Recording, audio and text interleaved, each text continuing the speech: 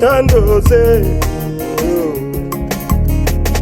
à ton épée à des tranchants, la parole d'Israël. Ici dans cette salle, nous disons que c'est la maison de Dieu. Oui, en quelque sorte, puisque nous nous sommes retrouvés ici en tant que fils et filles de Dieu. Amen. C'est ce qui fait de cette maison la maison de Dieu maintenant, puisque notre Dieu est au milieu de nous. Amen. Ce qui faisait la montagne, là où Moïse était parti, que c'était la montagne sainte. Ce n'était pas la montagne qui était sainte, mais c'était le Dieu saint, Amen, qui était descendu sur la montagne. C'est alors que la montagne était devenue une montagne sainte. Et cette salle aussi, maintenant, c'est une salle sainte, puisque nous sommes là pour la gloire de Dieu. Amen. C'est ce qu'il dit. Les Très-Hauts n'habitent pas dans ce qui est fait par les mains de l'homme. Car le ciel est mon trône et la terre mon marchepied. Dieu, on ne peut pas le comprendre. Amen. Le ciel est mon trône. Et cette terre que nous sommes, c'est son marchepied.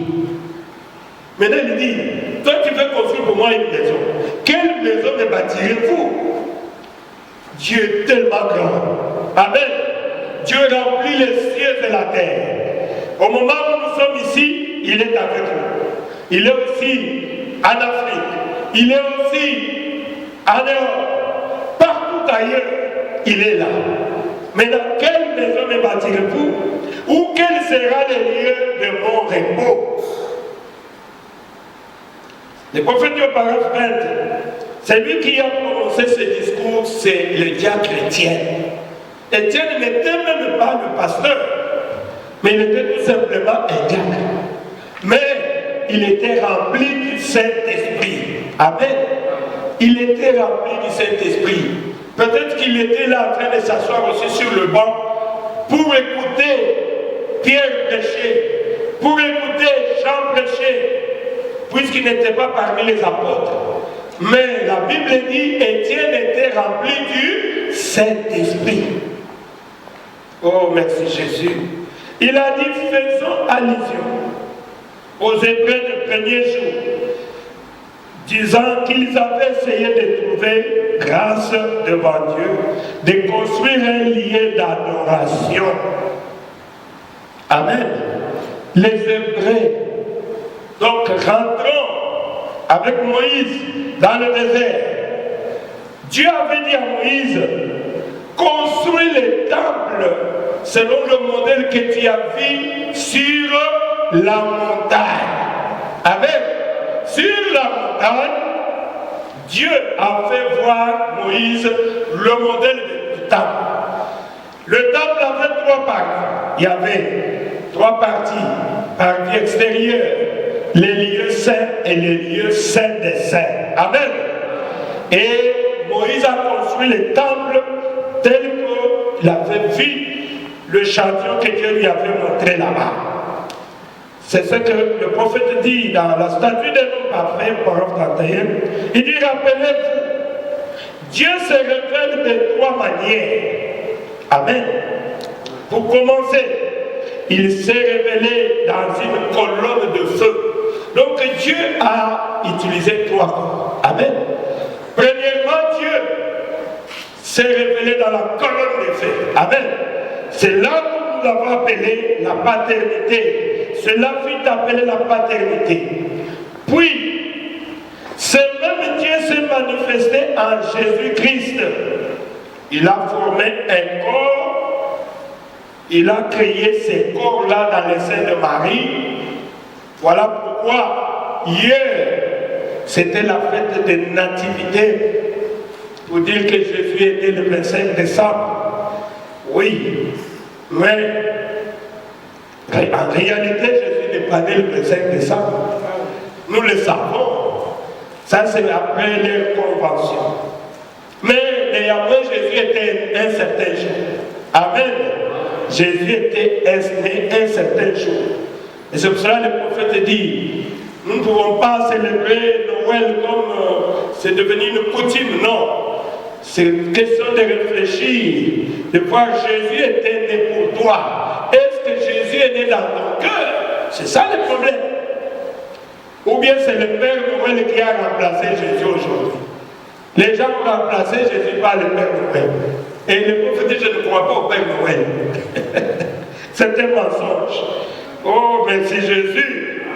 Ce que nous cherchons, il faut que Jésus puisse naître dans nos âmes. Merci Jésus. Il a formé un corps. Il a créé ses corps dans le sein de Marie. Et vous voyez, premièrement, Dieu était dans un corps que nous avons appelé la colonne de feu. Amen. Il conduisait Israël la nuit par la colonne de feu et pendant la journée sous forme d'une nuée de gloire. Amen.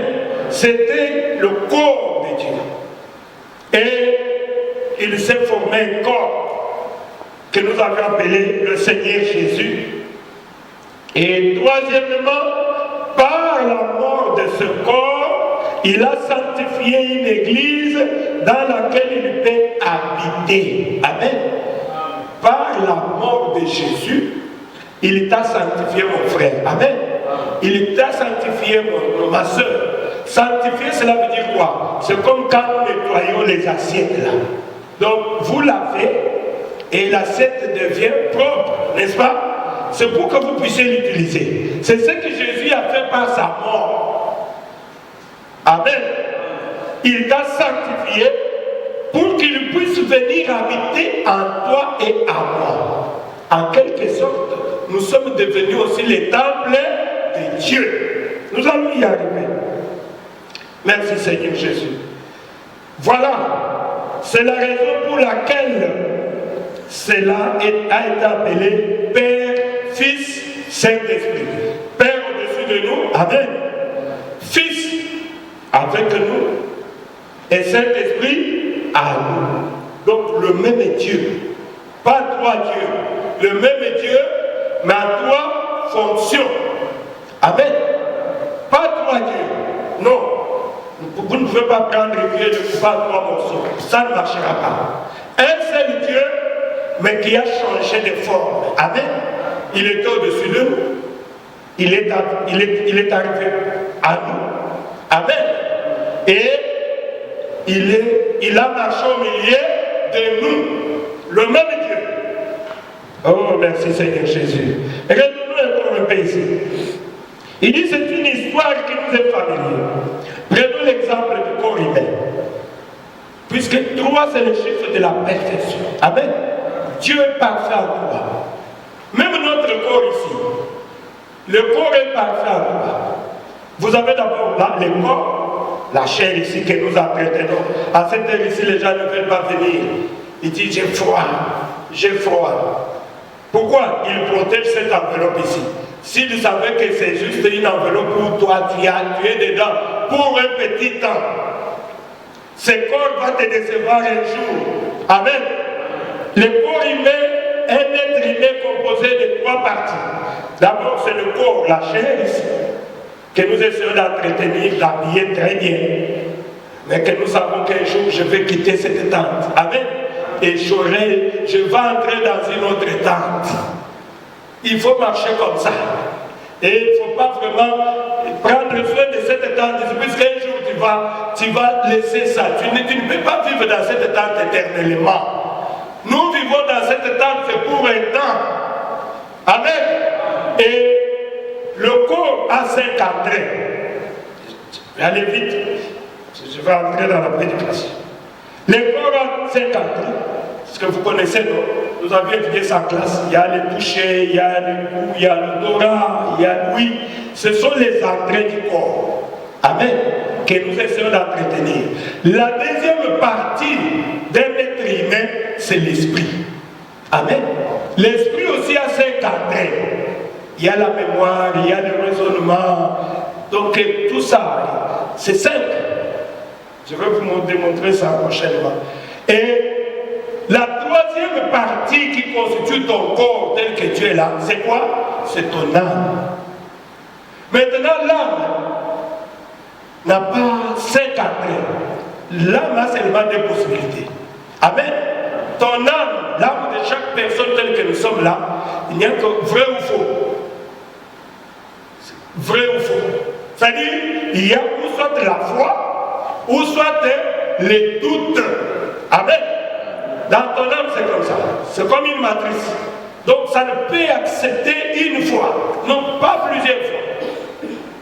Tel que nous sommes là, tu dois avoir ou soit la foi, ou bien tu as des doutes. Si tu as des doutes, c'est que tu n'es pas un fils de Dieu, tu n'es pas une fille de Dieu. Amen. Tu dois avoir la foi. Un chrétien vit par la foi. Nous allons voir ça. Oh, c'est vraiment important, bien aimé. Voilà pourquoi nous ne devons pas donner plus d'importance à ce corps ici. Sache bien, ton corps va te décevoir un jour. D'ailleurs, je suis en train de vivre, je ne sais pas pour combien de temps je suis dans cette histoire ici. Un jour, le frère madame m'a appelé cette histoire. Vous voyez, quand un enfant de Dieu meurt, il sort de cette tente ici, il se met là-bas, il commence à dire, ah, moi j'étais dans cette histoire ici. Frère madame, on lui a dit, retourne. Il a dit, non, je rentre dans cette histoire ici. J'étais ici, mais tu étais là. Ah non. Non, il avait déjà une autre tente. Amen. Je vois que j'ai chanté ces cantiques-là pour ceux qui peuvent voir ça dans notre chaîne. Si ce tabernacle est détruit, nous avons un autre qui nous attend. Amen. Voilà pourquoi nous soupirons dans cette corps ici, désirant entrer dans notre tente céleste. Amen. Oui, nous allons lire ça dans la parole de Dieu. Continuons encore un peu. Et le prophète de parole 21. Mais j'aime les mots qu'il a prononcés juste après. Mais les Très-Haut n'habitent pas dans des maisons faites des mains d'hommes. Et dans un autre passage, dans Ésaïe, il a dit, tu m'as formé un corps. On chantait ça quand nous étions dans l'église catholique. Tu n'as voulu ni sacrifice, tu n'as voulu ni holocauste, tu m'as formé un corps. Ésaïe parlait de qui? De Jésus. Amen. Ésaïe parlait de Jésus-Christ. Amen. Tu n'as voulu ni sacrifice, mais tu m'as formé un corps. J'ai venu encore dans la statue de l'homme parfait, le prophète dit au paragraphe 34, il dit maintenant, un tabernacle, bien sûr, c'est quoi? C'est un endroit où nous allons nous reposer. Amen. Un tabernacle, c'est un endroit où nous allons pour nous reposer, pour y trouver la fraîcheur et tout, comme le repos que nous procure le sommeil, n'est-ce pas? Quand vous dormez là, vous vous reposez. Quand vous dérangez, c'est comme les autres maintenant. Dis, ne me dérange pas, j'ai sommeil. Si tu vas là à l'église, allez-y. Son corps a besoin du repos. C'est seulement quand il faut se sacrifier pour quelques heures, une fois par semaine. Cela montre combien les gens n'aiment plus encore Dieu. Ça prouve que les gens n'aiment plus Dieu. Ah, dans Hébreux 5, Hébreux 10, 5, Paul dit la même chose. Il dit, c'est pourquoi Christ, en entrant dans le monde, dit, tu n'as voulu ni sacrifice ni offrande, mais tu m'as formé un corps. C'est quoi maintenant les tabernacles? Vous faites poser la question. Les tabernacles, c'est quoi? C'est le corps. Amen. C'est le corps. Amen. Ton corps là, c'est un tabernacle. C'est ce que Jésus a dit, tu m'as formé un corps. Dieu tabernaclant dans un corps. Amen. Maintenant, Jésus-Christ est venu. Il nous a justifiés. Amen. Il nous a sanctifiés. C'est-à-dire qu'il nous a lavé. Il a pris nos péchés, il a mis cela dans la mer de l'oubli. Maintenant, c'est pourquoi? C'est pour que nous puissions aussi devenir les tabernacles de Dieu. Amen. Vous devez savoir que tel que vous êtes là, Dieu a fait de vous des chrétiens. Jésus n'a plus d'autre main que vos mains. Jésus n'a plus d'autre corps que ton corps, mon frère. Amen. Que ton corps, ma soeur. Jésus veut utiliser ton corps là comme un tabernacle comme un lieu de son repos. C'est pour cela qu'il nous a envoyé le Saint-Esprit. Amen. Avancez encore un peu. C'est ce qu'il dit. Eh bien, nous nous rendons compte qu'il parlait là du corps dans lequel Dieu a établi sa demeure. Dieu a établi sa demeure où? Dans le corps de Jésus-Christ. Vous êtes avec moi? Oui, c'est dans le corps de Jésus. Il a dit, tu m'as formé un corps. Donc nous aussi, nous sommes le corps de Jésus-Christ. D'ailleurs, Jésus dit, son église, c'est son corps. Amen. La Bible dit que Jésus est le saint et nous sommes des sarments. Et si le sarment ne produit pas de fruits, il faut qu'on doit les couper, n'est-ce pas? L'envoyer en enfer, brûler cela. Produisez le fruit digne de la repentance. C'est ce que la Bible dit. Je peux comprendre une écriture, c'est un enseignement. Dans 2 Corinthiens 5, premier verset, la Bible dit, nous savons en effet que si notre demeure terrestre, amen, là vous commencez à comprendre, c'est la Bible qui dit, nous savons en effet que si notre demeure terrestre, qui n'est qu'une tente, est détruite, quand quelqu'un meurt, on commence à pleurer. Son corps est où? Son corps est là-bas. Comme on dit en Lingala. Donc lui n'est plus dans cette tente-là. Amen. Lui il est parti. Il doit être quelque part dans une autre tente. C'est pour ça que la Bible nous dit clairement, nous savons en effet que si notre tente est détruite, nous avons dans le ciel un édifice qui est l'ouvrage de Dieu, une demeure éternelle qui n'a pas été faite par les mains des hommes. Amen. Notre demeure céleste, ce n'est pas fait par les mains des hommes, c'est Dieu lui-même. Il dit, ainsi nous gémissons. Seigneur, quand est-ce que je vais quitter cette histoire ici?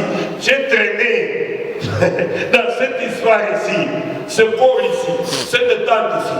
Je désire, un enfant de Dieu est en train de gémir. Amen.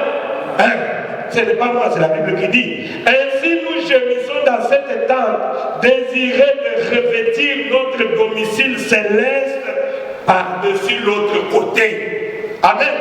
Oui, un enfant de Dieu qui a le Saint-Esprit, qu'est-ce que je cherche dans ce monde ici? Une fois que j'ai le Saint-Esprit, je désire m'en aller. Amen. Tant que je vis là, je dis au Seigneur. D'ailleurs, vous savez, la Bible dit, quand nous sommes dans ces corps ici, nous sommes loin du Seigneur. C'est ce que la Bible dit. Je peux vous lire ça il y a plus de temps, c'est toujours dans Corinthiens. Que nous désirons, nous voulons nous approcher de Dieu. Comment on s'approche de Dieu? C'est soit par la mort, par l'enlèvement. Amen. C'est ça. Et la Bible dit, tu n'as voulu ni sacrifice, tu n'as voulu ni holocauste, mais tu m'as formé un corps. Donc, le temple, Jésus-Christ était le temple de Dieu. Amen. J'ai démontré ça avec vous. Donc, Jésus est le temple de Dieu. Hein? Jésus est le temple de Dieu. La maison de Dieu. Le corps où Dieu a établi sa demeure. Amen. Jésus était le corps où Dieu a établi sa demeure. Vous dites que ce n'est pas ça. Mais si vous regardez dans Malachie 3:1, qu'est-ce que la Bible dit? Hein? La Bible dit, il avait dit, j'ai envoyé mon messager devant ma face, n'est-ce pas? Pour préparer mon chemin devant moi, et soudain entrera dans son temple le Seigneur que vous désirez, que vous attendez. C'est pas ça. C'est ce que la Bible dit. Jean-Baptiste était là pour préparer le chemin, pour que Dieu, le Seigneur, puisse entrer dans son temple. Et le temple là, c'était qui? C'était Jésus-Christ. Amen. C'était Jésus-Christ. Et un jour, quand le temple, comme la Bible dit, un jour, le temple, vous êtes avec moi que Jésus-Christ était le temple de Dieu, n'est-ce pas? Ce n'est pas la Bible, ce n'est pas moi. Et un jour, Jésus était né. Il est devenu le temple de Dieu. Quand est-ce que Jésus était devenu le temple de Dieu? C'est quand il avait atteint 30 ans. Il est allé vers Jean-Baptiste. Il a dit, Jean-Baptiste, tu vas me baptiser. Jean, il peut dire, non, Seigneur, c'est moi qui devais venir pour être baptisé. Je ne suis même pas dit de délier l'acier de tes sandales. Jésus a dit, laisse faire, n'est-ce pas? Puisque nous devons accomplir toute la parole de Dieu. La parole de Dieu disait quoi? Que Jésus était venu dans sa première venue comme un agneau. Amen. D'ailleurs, Jean l'a présenté. Voici l'agneau de Dieu qui ôte le péché du monde. Et dans la loi de Moïse, on ne pouvait pas sacrifier un agneau sans être lavé. Amen. On devait d'abord laver l'agneau pour que l'agneau soit propre afin de le présenter comme sacrifice. Voilà pourquoi Jésus a dit à Jean, laisse faire, tu dois me baptiser. C'est pour cela que tu étais venu. C'est pour cela que j'avais dit, parmi ceux qui sont nés des femmes, il n'y a pas une personne comme Jean-Baptiste. Pourquoi? C'est puisque Jean-Baptiste avait présenté la parole. Amen. Jean-Baptiste a présenté qui? Jésus-Christ. C'est pour cela qu'il est le plus grand de tous les prophètes. Oh, merci Jésus. Et Jean, après avoir baptisé Jésus, il a rendu ce témoignage. Il a dit, j'ai vu le ciel ouvert. Amen. Vous êtes des lecteurs de la Bible, vous connaissez ça très bien. Et l'Esprit descend sous la forme d'une colombe est venu se poser sur Jésus. C'est à ce moment-là, comme la Bible dit, que les cieux et la terre s'étreignent. Et après, j'ai entendu une voix. Une voix s'est laissée entendre au ciel. Voici mon fils bien-aimé, en qui maintenant je me plais d'habiter. Amen. C'est à ce moment-là, puisque vous savez très bien que Dieu est esprit, et la Bible dit celui qui l'adore doit l'adorer dans l'esprit et dans la vérité. C'est à ce moment-là que Dieu, tout Dieu, s'il y avait un Dieu au ciel, tout Dieu était venu habiter dans son tabernacle. Puis c'est lui-même qui a dit, voici maintenant mon tabernacle. Voici maintenant mon temple que moi-même j'ai construit, que je désire maintenant habiter. Amen. C'est ce que la Bible nous dit. Dieu était rendu semblable à toutes choses. Amen. Dieu est esprit. Il avait dit à cette femme-là, vous adorez ce que vous ne connaissez pas. Les vrais adorateurs, ce sont ceux qui adorent Dieu dans l'esprit, dans la vérité. Et ce sont ceux-là les adorateurs que Dieu cherche. Vous êtes ces adorateurs-là. Amen. Oh, merci Jésus. Il a dit que celui qui m'a vu a vu qui? Le Père. Puisque moi et mon Père, nous sommes un. Quelle déclaration? C'est après que Dieu s'est tabernaclé en lui que Jésus a commencé à donner ces déclarations-là. Montre-nous les Pères, cela nous suffit. Oh Philippe, depuis que je suis avec toi, tu ne connais jamais le Père, tu n'as pas encore vu le Père. Celui qui m'a vu a vu le Père. Les œuvres que j'ai faites, c'est le Père qui habite en moi qui accomplit ces œuvres-là. Jésus dit, si tu ne peux pas me croire, mais crois à ces œuvres. Amen. Puisque personne ne peut faire ces choses si ce n'est Dieu lui-même. Oh, merci Jésus. Mais les gens étaient incrédules. Le Père habite en moi. C'est lui qui accomplit le œuvre. Merci Seigneur Jésus. Donc Jésus était la plénitude de la divinité. Voilà pourquoi Colossiens dit, la plénitude de la divinité habitait corporellement en Jésus-Christ. Voilà pourquoi nous l'adorons. Puisque lui n'était pas né comme nous. Nous sommes nés, n'est-ce pas, par les désirs sexuels. Mais Jésus, c'est Dieu lui-même qui s'est formé un corps. Amen. Voilà pourquoi tout Dieu pouvait habiter en Jésus. Pas dans un autre homme. J'espère que vous me comprenez. Pourquoi? Puisque Jésus était le corps conçu.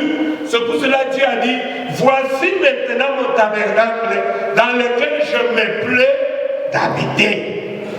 Oh, merci Jésus. Jésus était le tabernacle de Dieu. C'est ce que dit dans Colossiens. La Bible dit, il a plu de faire habiter en lui toute la plénitude plénitude. Amen. Il a plu à Dieu de faire habiter en nous toute la plénitude de la divinité. Voilà pourquoi nous l'adorons. Voilà pourquoi Jésus est notre Dieu. Amen. Pourquoi? Puisque toute la plénitude, comme nous chantons, la plénitude divine, tout est en lui, tout est en lui. Jésus est Dieu tout-puissant et tout est en lui. Amen. Jésus-Christ était la plénitude de la divinité. Voilà. C'est pourquoi il avait dit, quand il était sur la terre, il avait dit, oh, je vois que c'est difficile à un homme de vivre dans ce corps ici s'il n'a pas l'Esprit de Dieu. Amen. Parce que quelque part le prophète a dit, un homme qui n'a pas le Saint-Esprit, une femme qui n'a pas le Saint-Esprit se comporte comme un animal. Amen. Nous le voyons. Vous voyez un homme de 60 ans, 70 ans, oh il a violé une fille, une petite fille, une femme comme ça, voilà ce qu'elle a fait. Donc elle agit comme un animal. Pourquoi? Puisqu'il n'a pas reçu l'Esprit de Dieu. C'est pour cela que Jésus a dit qu'il vous sera avantageux que je m'en aille. Je comprends votre problème. Si je ne m'en vais pas, vous n'allez pas me ressembler. Amen. Mais si je m'en vais, je reviendrai sous la troisième dispensation du Saint-Esprit. Christ en moi l'espérance et la gloire. Amen. C'est ce qu'il avait dit. Si je m'en vais, je vous enverrai le consolateur. Pourquoi? Si je ne m'en vais pas, j'ai tout dit à moi. Amen. Tout Dieu est en Jésus. Ne me posez pas la question, mais au ciel, qui était au ciel? Je ne sais pas. Puisque Dieu est partout. Amen. Mais la Bible dit, quand Jésus était sur la terre, bon, j'ai dit qu'au ciel, il n'y avait pas de Dieu. Mais au ciel, il y avait Dieu était encore là. Pourquoi? Dieu est partout. Amen. Mais néanmoins, toute la plénitude de Dieu était en Jésus-Christ quand il était sur la terre. C'est pour cela qu'il avait dit, il vous sera avantageux que je m'en aille. Car si je m'en vais, je reviendrai. Dans la troisième dispensation, n'est-ce pas? Je serai dans toi mon frère. Je serai en toi ma soeur. Je serai dans ma soeur là-bas. Amen. Je vais me répartir en portions. C'est alors que vous allez vaincre. Personne ne peut vaincre Satan s'il n'a pas le Saint-Esprit. Qu'on ne vous trompe pas. C'est pour cela la croix, il a dit, Père, j'ai tout accompli. C'est-à-dire qu'il nous a justifiés. Il nous a sanctifiés. N'est-ce pas? Il a dit, j'ai tout accompli. J'ai tout accompli. Oh, merci Jésus. Quand il nous a sanctifiés, comme je venais de le dire, c'est pour qu'il puisse venir habiter à nous. Pour que nous puissions devenir quoi? Les temples de Dieu. Amen. Pour que nous puissions devenir les tabernacles de Dieu. C'est très important. Dieu veut habiter dans nos corps tels que nous sommes là. Dieu veut habiter dans nos corps. Dieu veut habiter en toi, ma fille. Il veut habiter en nous. Il veut habiter en nous. Mais le problème, c'est nous. Laissez Dieu habiter en toi. Amen. C'est pour cela que Jésus était venu mourir à la croix. C'est pour qu'il puisse habiter en toi. C'est ce qu'il dit. Nous pouvons lire dans... Je prends cette écriture. Le prophète dit dans la dédicace, paragraphe 45, il dit, le temple n'est pas ce bâtiment. Amen. Le temple n'est pas ce bâtiment. Ni celui qui est à Rome. Il dit, mais le temple, c'est toi. Amen. Le temple, c'est moi. Vous devez comprendre. Le temple, c'est toi. Vous êtes le temple que Dieu cherche pour s'exprimer. Amen. C'est pourquoi il dit dans 1 Corinthiens 6. Oh, merci Seigneur Jésus. Laissez-moi lire 1 Corinthiens 6. Vous êtes le temple de Dieu, mes bien-aimés. Vous êtes le temple du Seigneur. Écoutez ce qu'il dit. Dans 1 Corinthiens 6, il dit, ne savez-vous pas ceci que vous êtes votre corps? Amen. Ne savez-vous pas que votre corps est le temple du Saint-Esprit? Amen. C'est ce que la Bible dit. Ton corps, mon corps, tel que tu es là, tu es le temple de Dieu. Amen. Le temple du Saint-Esprit qui est en vous et que vous avez reçu de Dieu. C'est ce qu'il dit au verset 19.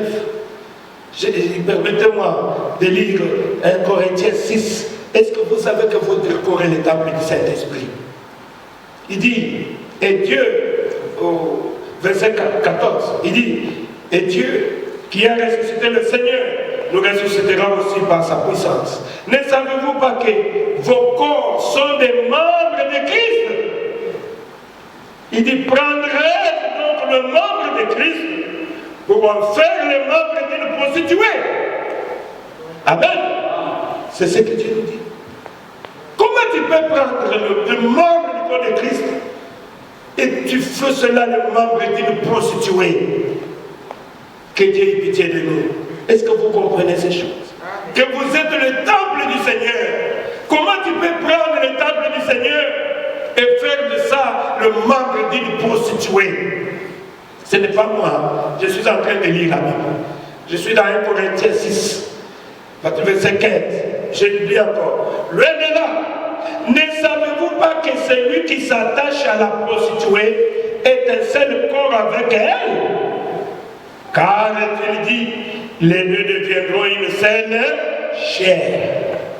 Sache que quand tu t'approches à une prostituée, toi et cette prostituée, vous devenez un seul corps. C'est ce que le diable veut. Que les gens puissent faire tout ce que... C'est pour cela que les gens ne veulent pas prier. C'est encore de ce péché-là. Écoutez. Mais celui qui s'attache au Seigneur est avec lui un seul esprit. Amen. Au lieu de t'attacher à une prostituée, mieux vaut t'attacher au Seigneur. Amen. Parce que quand tu t'attaches au Seigneur, tu deviens un seul esprit avec le Seigneur. Amen. C'est pour cela que Paul nous conseille ceci, dit, fouillez la débauche. Ce n'est pas moi, c'est la Bible. Amen. Fouillez la débauche. Quelque autre péché qu'un homme commette, ce péché est hors du corps. Mais celui qui se livre à la débauche, à la prostitution, il pêche contre son corps, son propre corps. Amen. Il pêche contre son propre corps et contre son âme, il suit aussi son âme. C'est pour cela, mes frères bien-aimés, on avait dit, c'est un péché grave. Ce péché-là, mais c'est ce que Satan a mis maintenant, aujourd'hui, que ce soit ici en Turquie, que ce soit en Europe, Satan a embardé cela comme ça. Tout le monde est là, dans la prostitution, dans la débauche. Mais s'il pouvait lire ça, pour dire que c'est un péché grave. Il dit, ne savez-vous pas que votre corps est le temple du Saint-Esprit qui est en vous, que vous avez reçu de Dieu, et que vous ne vous appartenez point à vous-même. Amen. Oh mon Dieu, car vous avez été rachetés à un grand prix. Glorifiez donc Dieu dans votre corps et dans votre esprit qui appartiennent à Dieu. Comment les gens sont vraiment frappés par la maladie d'amnésie spirituelle?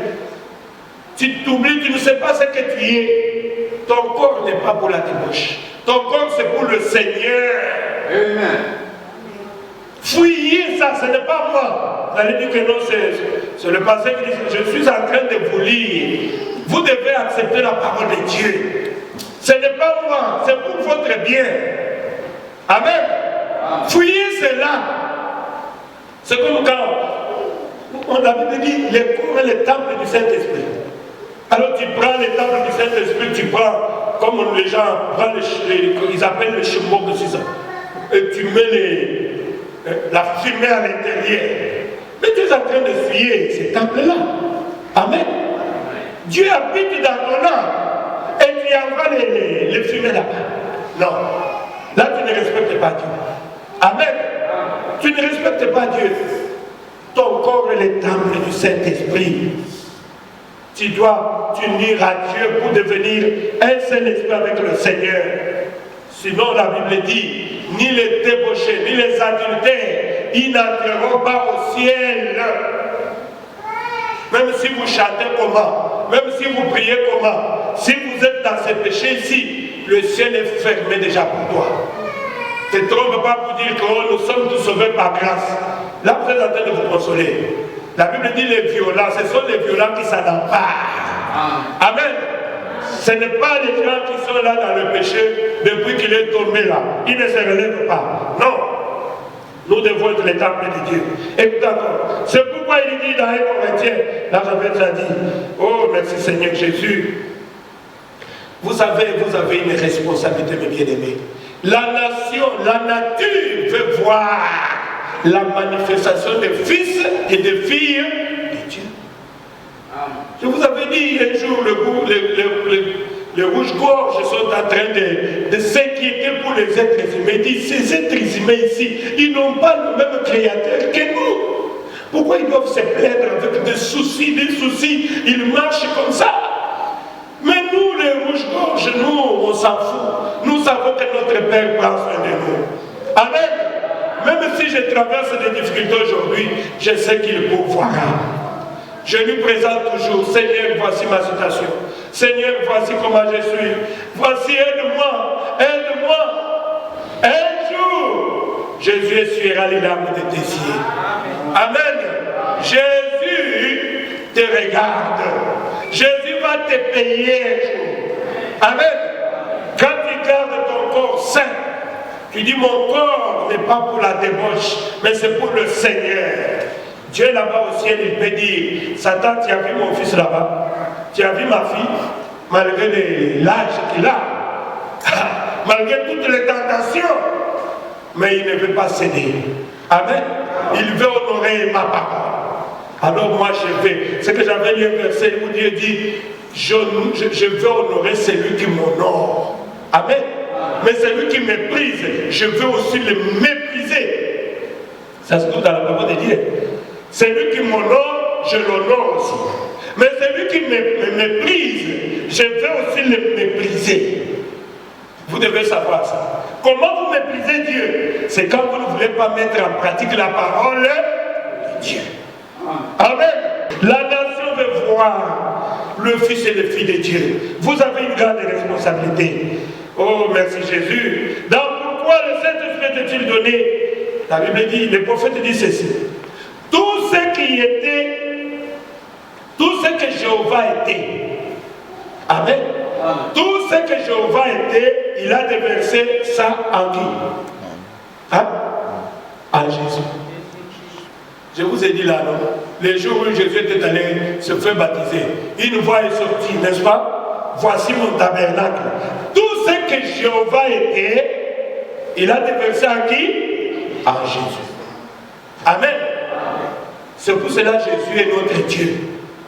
Pourquoi? Puisque Jéhovah, là-bas au ciel, il a dit, voici mon fils bien-aimé, mon temple à qui je me plais d'habiter. Amen. Tout ce que Jéhovah était, a été déversé à Jésus-Christ. C'est pour cela que nous l'adorons. C'est pour cela qu'il est notre Dieu. Maintenant, écoutez, ce n'est pas fini. Tout ce que Christ était, il a déversé. Où c'est? Hein? Merci ma soeur.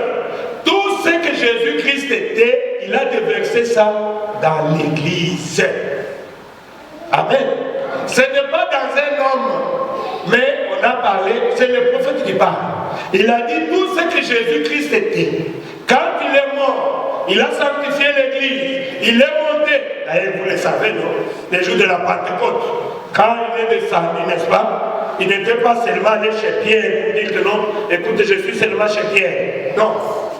La Bible dit, le Saint-Esprit s'était réparti comme des flammes de feu sur chacun. Ils étaient 120. Amen. Chacun a reçu une portion de l'Esprit. C'est ce qui veut dire que tout ce que Jésus était, il a déversé cela dans l'Église. Le prophète dit, il a déversé dans son Église, pas dans un seul individu. C'est le prophète qui parle. Pas dans un seul individu, mais dans son Église corps mystique de Jésus-Christ. Dans les corps, selon Ephésiens 4, il a réparti cela selon les dons de tout échappé. Amen. Il y a quelqu'un qui a les dons de prophétie. L'autre c'est un évangéliste. L'autre a les dons d'être pasteur. L'autre c'est un enseignant. L'autre c'est un musicien. Selon la grâce que Dieu nous a répartie à chacun de nous. Amen. Mais ce n'est pas dans un homme, c'est le prophète qui dit que Dieu, Jésus-Christ, s'était déversé dans son église. L'église est le corps mystique de Jésus-Christ. Il dit ceci, Dieu est dans son église universelle. Amen. Dieu est dans son église. C'est pourquoi je vous ai dit, aussi longtemps que nous sommes ici, en Afrique, il est là. Dans le monde entier, Dieu est là. Dans son église est universelle. Jésus-Christ était Dieu dans sa plénitude. Mais nous avons reçu une portion. Amen. Nous avons reçu une portion de Dieu. Je vais encore confirmer cela. Le prophète le dit dans Paradoxe du 18 avril 64, il dit, au paragraphe 61, il dit ceci. Nous avons l'esprit en portion. Amen. Mais lui l'avait sans mesure. Amen. Amen.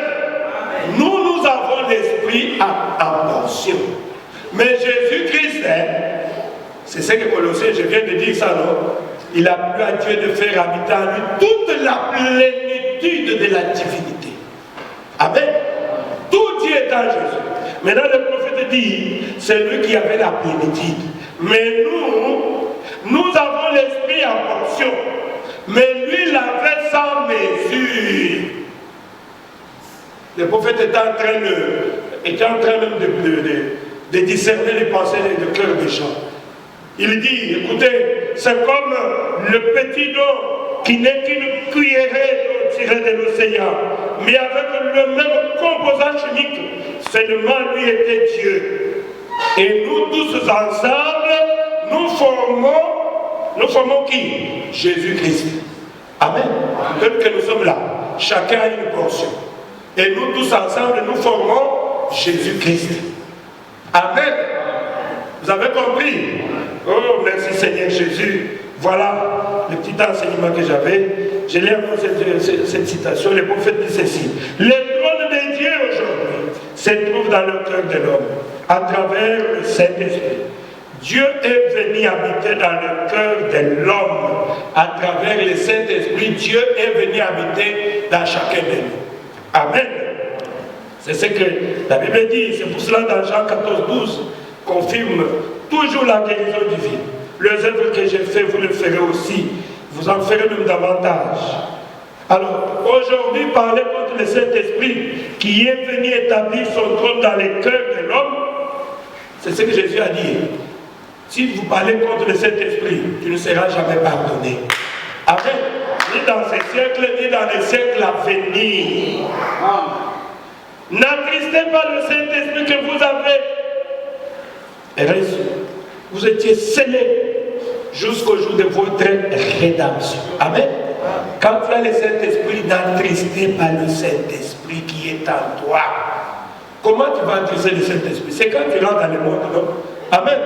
Quand tu commences à faire comme le monde, tu agis comme le monde, alors que tu es une fille de Dieu, alors que tu es un fils de Dieu, c'est alors que tu es en train d'attrister le Saint-Esprit. Amen. Oh, merci Jésus. Laissez-moi lire la dernière citation. Il dit, dans la statue d'un homme parfait, le prophète dit, c'est la maison dans laquelle Dieu habite. Vous êtes la maison dans laquelle Dieu habite. Non pas un bâtiment avec une grosse cloche au sommet. Vous voyez, mais la Bible dit, tu m'as formé un corps. Amen. Un corps dans lequel Dieu peut habiter. Dieu peut marcher.